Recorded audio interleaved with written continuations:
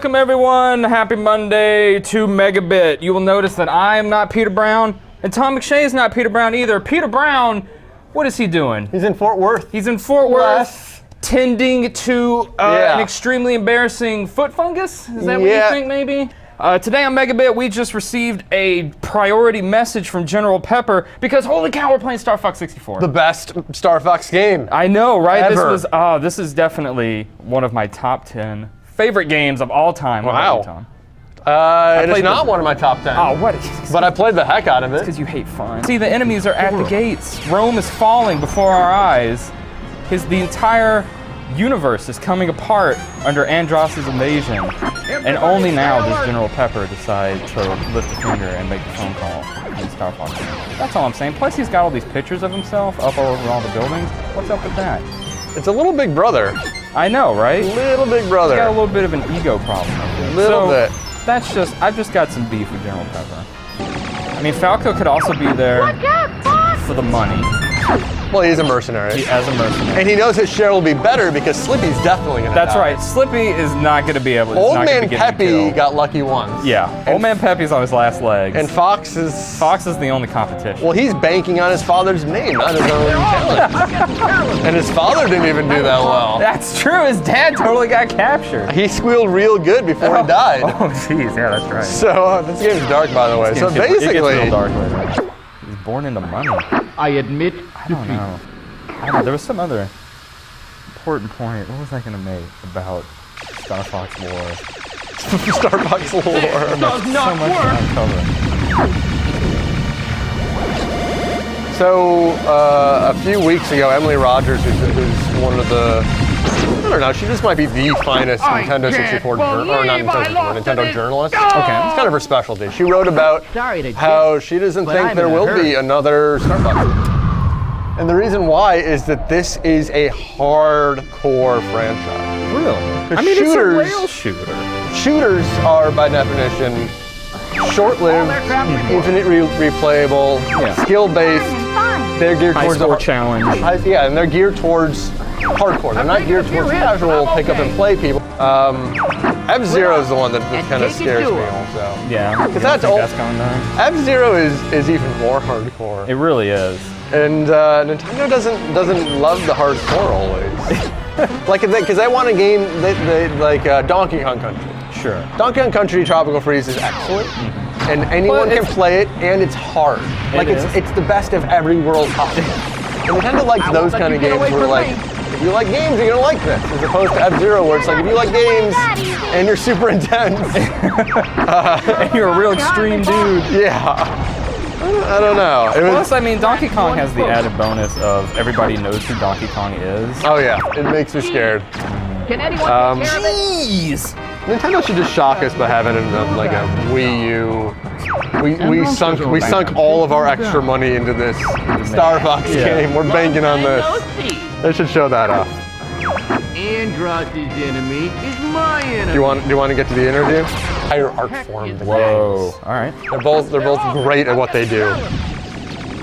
So he says we can borrow ideas from movies. Which is weird hearing Shigeru Miyamoto say this because Nintendo usually is its own thing. They show games, and I love that. Yeah, they exist completely. So he says we borrow dramatic camera movements and the use of real-time voices. Real-time voices. So in Star Fox, we found... not like a ventriloquist where the voice comes out later. I know. We found that the movie gave us a fuller movie-like experience. Yeah, the overall experience was more movie-like. That's pretty cool. But yeah, he does say movies are a passive experience and games are active.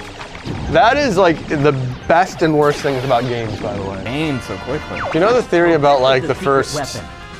I don't know. There's like 30 seconds of a YouTube video is worthless. Have you ever heard that?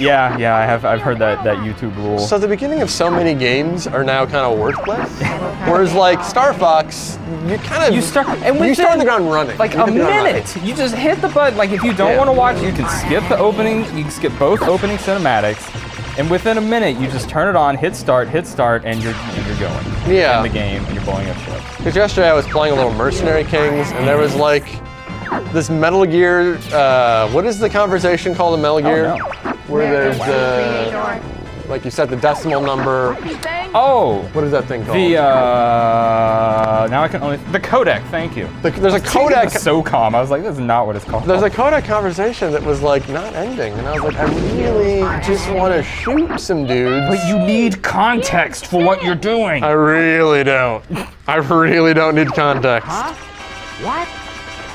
So now we sound grumpy, I know, now we're hating. but we also love. are great. Well, the thing is, we play games because we love them. Yeah. If someone who doesn't love games says this, I'd be like, Someone who's not a gamekeeper. In Star Fox and Super Nintendo, a lot of people love that game more than well, this one. I'm asking you. That's okay. In my opinion, I prefer 64. Why is it the best? I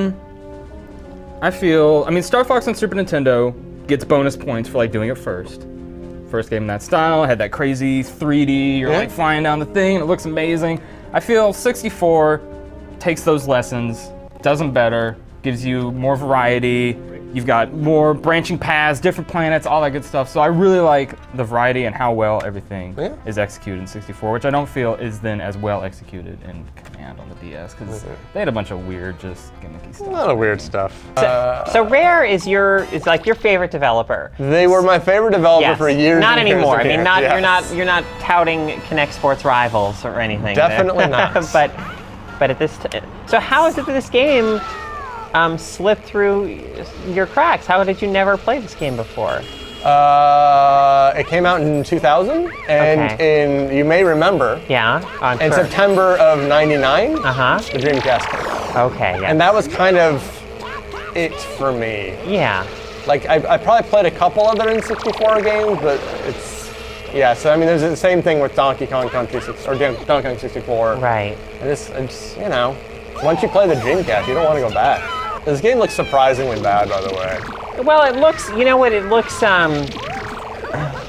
It looks just like fuzzy. It looks like the art would be really good if you could just peel back this like layer of fuzziness that seems to be covering everything. Like the colors are really kind of vibrant and beautiful and have this kind of like watercolor thing going on. I think the color is very nice. I just think it lacks definition. I think they just had a small team and they kind of crapped this out. Like I wonder if this is a passion project for them or a gotta get paid project. Those are the best projects, by the way. Gotta get paid. The gotta get paid projects. Yeah, and when I'm done with this stream, I'm probably gonna go and read the GameSpot review and see what Jeff Gerstmann or whoever drew the short straw. We may have freelanced this one. Yeah, it might not have been Jeff Gerstmann. Yeah, I don't remember, or maybe it was. Maybe I'll just swing by his desk and talk about this while he tries to get rid of me. That might be fun. That's one of your favorite things to do. Yeah. Hey Jeff, what's going on? Oh, hi Tom. Yeah. It's funny, that's not true, but it totally could be true. It totally could be true. You could be like the obnoxious, like sitcom, neighbor. The neighbor, yeah. I'll be like Skippy from from Family Ties. You knew exactly what I was talking about. I remember Skippy. Is this game actually, like, maybe I should do a close critical analysis of this game. I'm pretty sure it's mocking America because my weapon is a baseball. Right, I had the baseball, yeah, exactly. Which has nothing to do with Disney, nothing to do with any of these characters, but it's America. There should be baseball. There should also be like slices of apple pie that you can like throw at your opponents. Do you think Rare is just mocking America? Totally, they're just like, well. I love old Rare. I don't know if I've mentioned this before. Even this game is making me love them. And this game's not that great. No. It's fine. It's okay. fine. It's totally fine. If I had rented this from Blockbuster, I probably would have thought it was good for, a little bit of fun.